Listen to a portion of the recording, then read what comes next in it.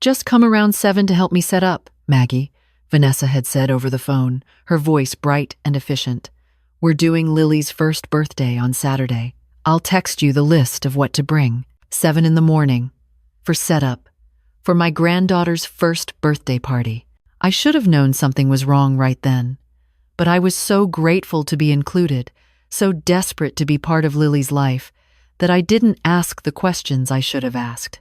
I just said yes, of course yes, and started planning what I'd wear, what gift I'd bring, how I'd make myself useful. The text came that evening. Not a warm message, just a bulleted list. Folding tables from my garage, the good tablecloths, my chafing dishes, extension cords, extra chairs. At the bottom, party starts at 2. You can head out after setup done. Thank you. I read it 3 times. Head out after setup? Wasn't I invited to the actual party? I called David.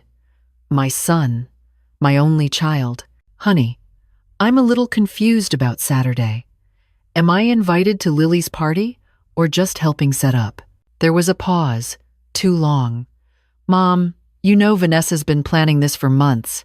It's going to be pretty overwhelming. Lots of kids, lots of noise. We didn't think you'd enjoy it. She's my granddaughter. I know, Mom. But Vanessa's parents are flying in from California and her sister's family, and it's a lot. We thought you'd prefer something quieter. Maybe we can bring Lily by on Sunday? My throat felt tight. David, I haven't seen Lily in 3 weeks. You canceled the last 2 times I was supposed to visit. We've been busy, Mom. You know how it is with a baby. I knew how it was with a baby. I'd raised one. Him. By myself, after his father walked out when David was 2. I'd worked double shifts at the hospital, slept 4 hours a night, lived on coffee and crackers, so he could have new shoes and field trip money and eventually college tuition at Boston University. So I'm good enough to haul tables and do setup, but not good enough to watch my granddaughter blow out her first candle? Mom, don't make this difficult. I'm not making anything difficult, David. I'm asking a simple question. He sighed. That sigh, the one he'd learned from Vanessa.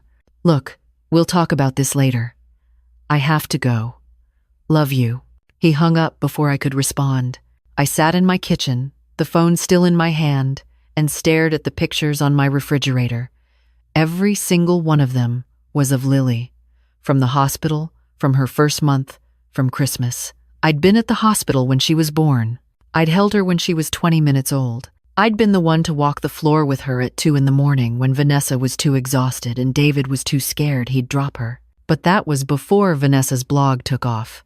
Before she got her first brand sponsorship. Before every moment of Lily's life became content. I should explain about Vanessa. When David first brought her home, I tried. I really tried. She was young, pretty, ambitious. She worked in marketing and talked about building her personal brand. I didn't understand half of what she said, but David loved her. So I loved her, or I tried to. The engagement happened fast. 6 months of dating, then a ring. I offered to help with the wedding. That's so sweet, Maggie, Vanessa had said, patting my hand like I was a child. But I've already hired a planner. You just relax and enjoy the day.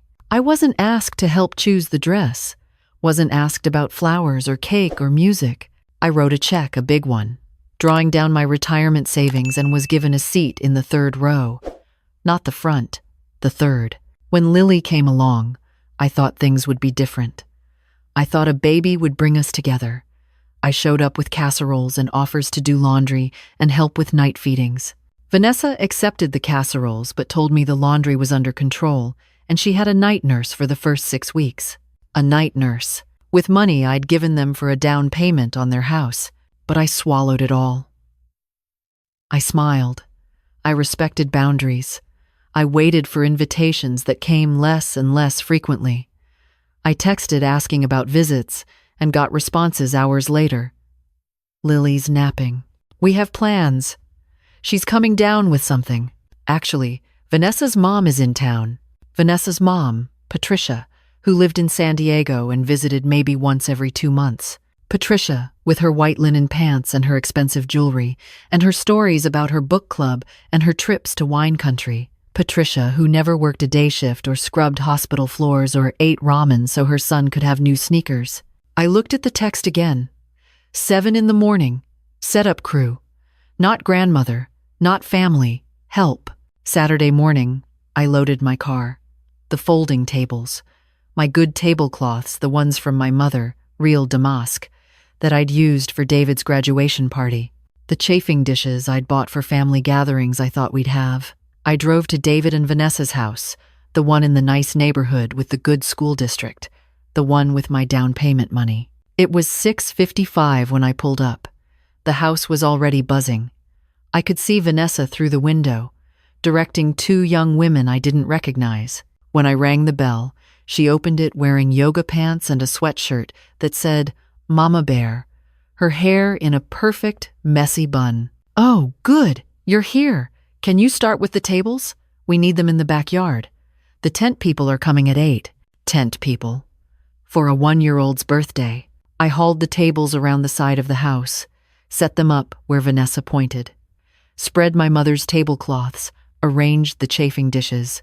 Vanessa and her friends floated around with clipboards and Pinterest screenshots, talking about the aesthetic and the color story. Everything was blush pink and gold. Everything matched. Everything was perfect, except me. In my sensible khakis and my comfortable shoes and my Walmart polo shirt. At 10:30, the balloon artist arrived. At 11, the caterers. By noon, the backyard had been transformed into something from a magazine. A balloon arch, that's what they called it.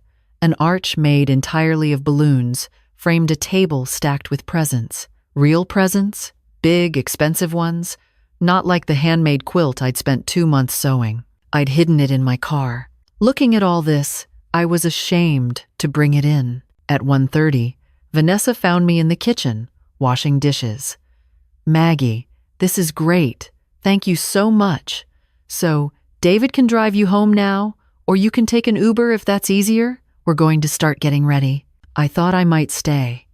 For a little while, just to see Lily. Her smile didn't reach her eyes. The thing is, we have a really specific guest list, and we've already done the seating chart, and the photographer is coming, and it's already a lot, you know? Vanessa, she's my granddaughter. I know. And we'll definitely get you some pictures. I'm sure we'll have tons. David can send them to you. I looked past her. Through the window, I could see David. He was holding Lily, bouncing her on his hip, laughing at something someone said. He looked happy. He looked like he'd forgotten I existed. Please, I said. My voice cracked. I haven't seen her in 3 weeks. Vanessa's face changed. Not to sympathy, to irritation. Maggie, we talked about this. We're trying to keep things manageable. You understand, right? It's not personal. How is it not personal? She's my only grandchild, and you'll see her. Tomorrow, probably, or next weekend. We just need today to be perfect, and having too many people is stressful for Lily. Too many people. I was too many people. I took off the apron I'd been wearing, one of Vanessa's aprons, from Williams-Sonoma, monogrammed with her initials. I folded it carefully and set it on the counter. I'd like to give Lily her present. Oh, just leave it. We'll make sure she gets it. I'd like to give it to her myself. We stood there, 2 women in a kitchen I'd helped them afford, and I saw it in her eyes. I wasn't going to win this. I could make a scene. I could refuse to leave. I could demand to see my son and my granddaughter, and I would be the problem. The difficult mother-in-law, the one who couldn't respect boundaries. I left. I got in my car with my grandmother's tablecloths. No, Vanessa kept those, said they'd need them for cleanup, and I drove home. I didn't cry until I hit the highway. Then I had to pull over because I couldn't see through the tears. I didn't bring the quilt in. It was still in my car. 2 months of work, every stitch by hand, Lily's name embroidered in the corner with pink thread. Useless now. At 3:47, my phone buzzed. A text from David. Party's great. Lily loved her cake, sending pics soon. No apology, no acknowledgement, just an update, like I was a distant relative who'd sent a card. The pictures came that evening. Not from David, from Vanessa's Instagram. 47 photos, professional ones. Lily in a golden crown. Lily with her face covered in pink frosting. Lily surrounded by perfectly dressed children and smiling adults. Patricia holding Lily, both of them laughing. Vanessa's sister with Lily on her lap. Not one picture of me. Because I wasn't there. Because I was help, not family. The caption read, "My sweet girl is one. So grateful for all the love surrounding our Lily girl today. These moments are everything. Number Lily is one. Number birthday girl. Number blessed. Number family first. Family first." I sat with that phone in my hand for a long time. Then I did something I'd never done before. I went to Patricia's Instagram. I wanted to see if she'd posted anything. Maybe something else. Maybe something that made sense of this. She had. 3 photos from the party. But that's not what stopped my heart. It was the photo from 2 days before. Patricia with Vanessa and Lily at some indoor playground. The caption, 3 generations. Nothing better than grandma time with my best girls. 3 generations. Grandma time. I scrolled back. Patricia had been in town all week. There were pictures at museums, at restaurants, at the park. Pictures of her pushing Lily on a swing. Pictures of her reading Lily a book. Pictures of her giving Lily a bath, captioned, "Grammy's favorite job." I thought back to all those canceled visits. Lily's napping. We have plans. She's coming down with something. They hadn't been lies. Exactly. They'd been choices. Patricia, yes. Maggie, no. The grandmother who matched the aesthetic, yes. The grandmother who smelled like hospital antiseptic and drove a 12-year-old Honda, no. I wanted to throw the phone. Instead, I set it down very carefully and walked to my spare room.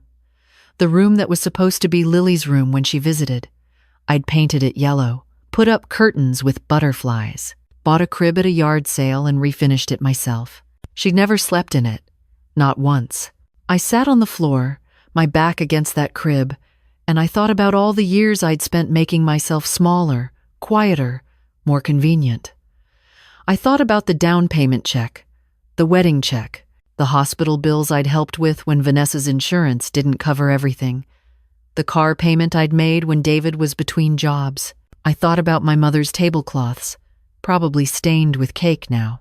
And I thought about how I'd taught David, when he was small, that love meant sacrifice, that being a good mother meant putting your child first, always, no matter what, that you swallowed your pride and your hurt and your anger because that's what family did.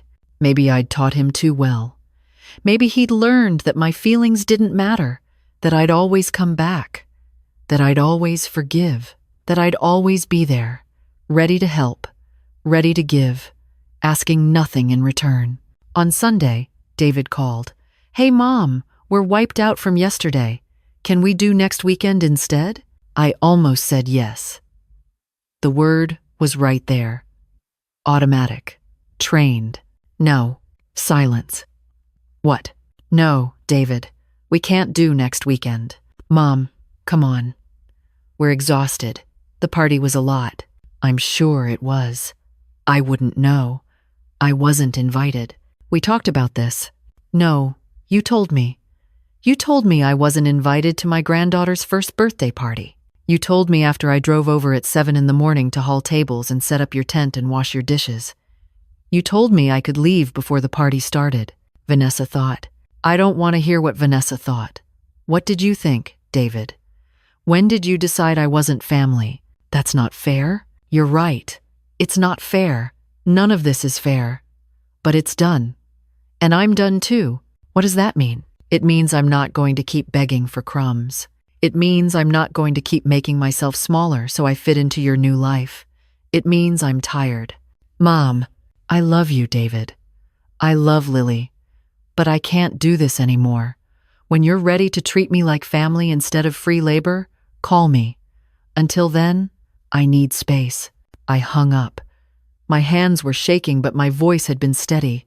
He called back immediately. I didn't answer.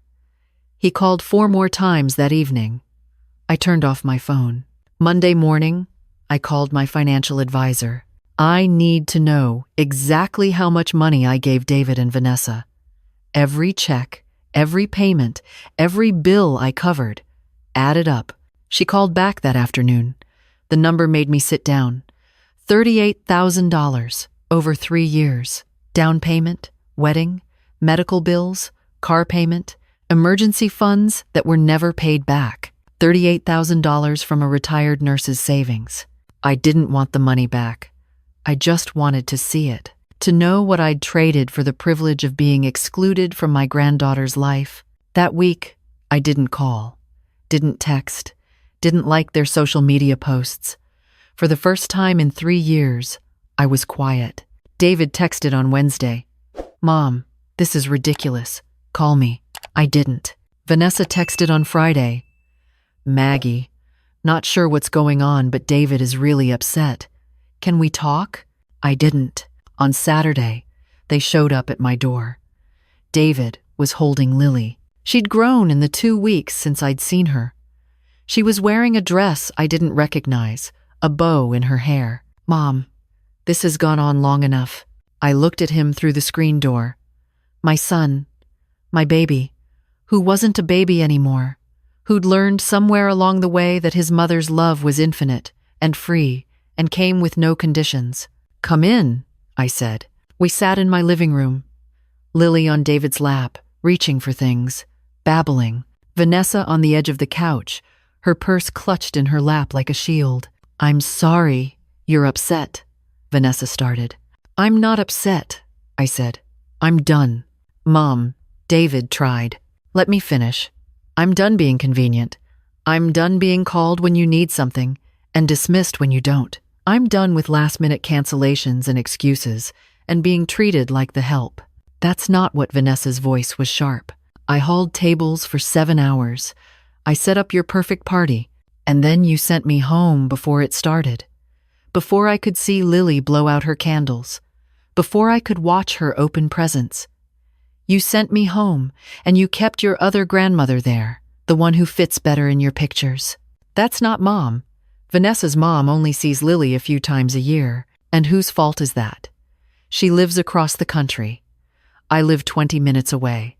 I'm available. I'm willing. I'm here. And you won't let me in." Lily started fussing. David bounced her automatically, not looking at me. "I think you're overreacting," Vanessa said. "Do you? Tell me, Vanessa, if your mother had given you $38,000, helped you buy your house, paid for your wedding, covered your bills, and then asked to come to her granddaughter's birthday party, would you make her set up tables and then send her home?" Vanessa's face went red. "That was a gift. You gave us that money as a gift." "You're right, it was a gift. And gifts come with no strings, so I'm cutting the strings, all of them." "What does that mean?" David's voice was small. "It means I'm not your backup anymore. Not your emergency fund, not your free childcare, not your setup crew. I'm your mother, David, and if that's not enough, then we don't have anything else to talk about. You're really going to keep us from seeing you? Keep Lily from knowing her grandmother?" "No, honey. I'm here. I've always been here. I'm just not going to chase you anymore. You want a relationship? You build it. You make the effort. You include me. Not when it's convenient. Not when you need something, but because I matter." We sat in silence. Lily was pulling at David's collar, happy and oblivious. "I think we should go," Vanessa said. David looked at me, really looked at me. I saw something in his face, recognition maybe? Shame. But he stood up. "We'll call you," he said. "No. You'll decide if I'm family or not, and then you'll act accordingly. But I'm not negotiating my value anymore." They left. I watched from the window as David buckled Lily into her car seat, as Vanessa got in the passenger side, already on her phone. As they drove away, I cried. Of course I cried, but it felt different this time. Not defeated, not broken, just sad. Sad for what could have been. Sad for the grandmother moments I'd miss.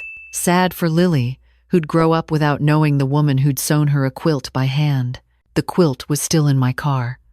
I brought it in that night, spread it on my bed. It was beautiful, maybe the best thing I'd ever made. I decided to keep it. 3 days passed. A week. No calls, no texts. I saw Vanessa's Instagram, she'd gone private, but I could still see her profile picture. It was from the party. Her and Patricia and Lily, 3 generations, everyone matching. On day 9, David called. I almost didn't answer. But I did. "We need help," he said. No greeting, no small talk. Vanessa's mom had to go back to California. Our nanny quit. "We have a work event. Can you watch Lily Thursday night?" I looked at the ceiling, counted to 10. "No, Mom. We're desperate. It's just for a few hours." "No, David. Are you seriously going to punish Lily because you're mad at us?" "I'm not punishing anyone. I'm respecting myself. You need childcare? Hire a babysitter. You need help? Ask your friends. Ask Vanessa's sister. Ask anyone you actually consider family. This is crazy." "No, David. Crazy was me thinking that if I just gave enough, sacrificed enough, stayed quiet enough, you'd see me. You'd value me. But I can't make you do that. Only you can decide if I matter." "Of course you matter." "Then act like it. You know where I am. You know my number. When you're ready to have a real relationship, one where I'm not just useful but wanted, call me. Until then, I'm living my life." I hung up. This time, I didn't cry. Weeks passed, then a month. I saw pictures on social media. I hadn't blocked them. Maybe I should have. Lily's first steps. Lily at a pumpkin patch. Lily with Santa. Each one was a small knife. But I'd learned to let the pain pass through me instead of holding on to it. I started volunteering at the hospital again. Joined a book club. Took a painting class. Reached out to old friends I'd neglected while I'd been waiting by the phone for David to call. I was learning to live with the empty space. It didn't feel good, but it felt honest. Then, on a Tuesday afternoon in November, my doorbell rang. David was there, alone. His eyes were red. "Can I come in?" I let him in. Made coffee. We sat at my kitchen table, the one where I'd helped him with homework, where we'd eaten 1,000 meals, just the 2 of us. "Vanessa and I are in counseling," he said. I didn't say anything. She said, "The therapist said I have boundary issues, that I let Vanessa make all the decisions about family, that I avoided conflict by avoiding you." "Okay, Mom, I'm sorry. I'm so sorry. You were right about all of it. We used you. I used you. And then I made you feel like it was your fault for wanting to be included." "Yes." He flinched. "I don't know how to fix this." "I'm not sure you can fix it, David. What's done is done." "So that's it? You're just done with me?" "No. I'm done being treated like I don't matter. But if you want to build something new, something real, I'm open to that. It just can't look like it did before." "What do you want?" "I want to be invited to birthday parties. I want regular visits, not just when you need something. I want to be in pictures. I want to be introduced as Grandma, not Maggie who helps out. I want to matter, David, not because of what I can give you, but because I'm your mother." He was crying now. "I miss you. I miss you too, baby. I miss Lily. But I can't go back to how it was. I won't." We talked for 3 hours. Really talked. He told me about the fights with Vanessa, about the pressure to keep up appearances, about the debt they'd hidden. I told him about the loneliness, about the shame of being excluded, about the quilt I'd made that Lily would never see. When he left, nothing was fixed. But something had shifted. 2 days later, Vanessa texted, "Can we meet? Just the 2 of us?" We met at a coffee shop. She was nervous, picking at her napkin, not making eye contact. "I owe you an apology," she finally said. "David told me everything you said, about feeling used, about the party. I didn't see it like that." How did you see it? Honestly, I thought I was doing you a favor. Patricia is so high maintenance, always wanting to be involved, always offering opinions. I thought you'd prefer less pressure. I thought you'd appreciate not having to be on all the time. Vanessa, I wasn't being on. I was being a grandmother. That's not work for me. That's joy. She started crying. Real tears. Not the delicate kind that look good on camera. My mom, she's not like you. She's critical and judgmental, and everything has to be her way. When David talked about you, about how you supported him, how you sacrificed for him, I was jealous. I wanted that, but I didn't know how to let you in without losing control. You don't have to lose control to make room for someone. I'm learning that. The therapist, she's helping me understand some things about control and worth and why I need everything to be perfect. She wiped her eyes. I'd like to try again. If you're willing, I'm willing. But things have to change. I know. We didn't hug. We didn't make promises. But we finished our coffee, and when we left, something felt a little lighter. Last week, I got a text from David. Can you come for dinner Saturday, 6 p.m.? Lily wants to see Grandma. Grandma, not Maggie. I went. The house looked the same, but the energy felt different. Vanessa met me at the door, held it open, smiled. Not the fake smile, a real one. Lily toddled over when she saw me. She'd grown so much. She was walking, talking, becoming a person. She didn't know me. Why would she? I'd been gone for months. But I got down on her level, held out my hands, and said, Hi, Lily. I'm your Grandma Maggie. She studied me seriously. Then she smiled David's smile, my smile, and put her small hand in mine. We're not fixed. We're not back to normal, but we're building something new. Something with boundaries and honesty and mutual respect. Something where I don't have to earn my place by being useful. Last night, I brought the quilt. I'd kept it all this time, folded in tissue paper in my closet. When I spread it on Lily's bed, Vanessa gasped. Maggie, this is when did you make this? For her birthday. Her first birthday. She ran her hand over the stitches, the embroidered name. This is the most beautiful thing I've ever seen. It's hers. It was always hers. I was just waiting for the right time. Lily curled up on it immediately, rubbing the soft fabric against her cheek. She looked at me and said, Gamma, not quite there, but close enough. I'm learning that love doesn't have to mean sacrifice, that boundaries aren't the same as rejection, that I can be a grandmother and still keep my dignity. I'm learning that sometimes the people who love us need to be taught how to treat us. That silence isn't always golden. That speaking up, even when it costs something, is how we teach others our value. I don't know what happens next. Maybe this new beginning will hold. Maybe it won't.